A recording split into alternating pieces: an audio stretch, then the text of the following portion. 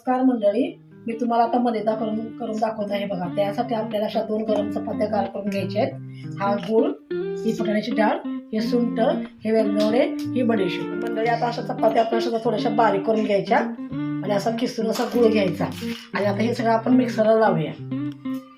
मंडळी आता आपण हे मिक्सरला ही चपात्या आपण मोडून घेतली आहे ती जरा बारीक करून घेऊया.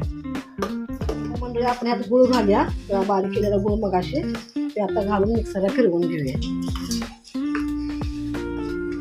आता मंडळी आपण हे मिक्सरला लावून घेतलंय. त्यात आपण आता थोडीशी बडीशेप घालूया, फुटाण्याची डाळ आणि ही सुंठ, वेलदोड्याची पूड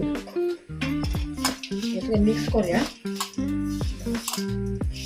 हवे असेल तर तुम्ही असंही खाऊ शकताय किंवा ह्याचे असे छोटे छोटे लाडू सुद्धा बांधू शकताय.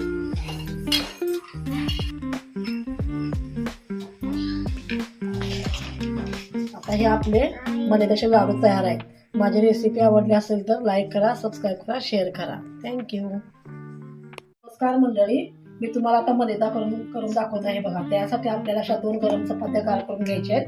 हा गूळ, ही फुटाण्याची डाळ, हे सुंठ, हे वेलदोडे, ही बडीशेप. मंडळी आता अशा चपात्या आपण सुद्धा थोड्याशा बारीक करून घ्यायच्या आणि असा किसून असा गूळ घ्यायचा आणि आता हे सगळं आपण मिक्सरला लावूया. मंडळी आता आपण हे मिक्सरला ही चपात्या आपण मोडून घेतली आहे ती जरा बारीक करून घेऊया. मंडळी आपण ह्यात गूळ घालूया, किंवा बारीक केलेला गूळ मगाशी ते आता घालून मिक्सरला फिरवून घेऊया. आता मंडळी आपण हे मिक्सरला लावून घेतलंय. त्यात आपण आता थोडीशी बडीशेप घालूया, फुटाण्याची डाळ आणि ही सुंठ, वेलदोड्याची पूड हे मिक्स करूया.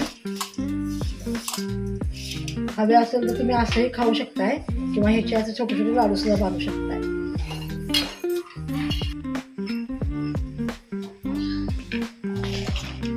आता हे आपले मलिदाचे लाडू तयार आहेत.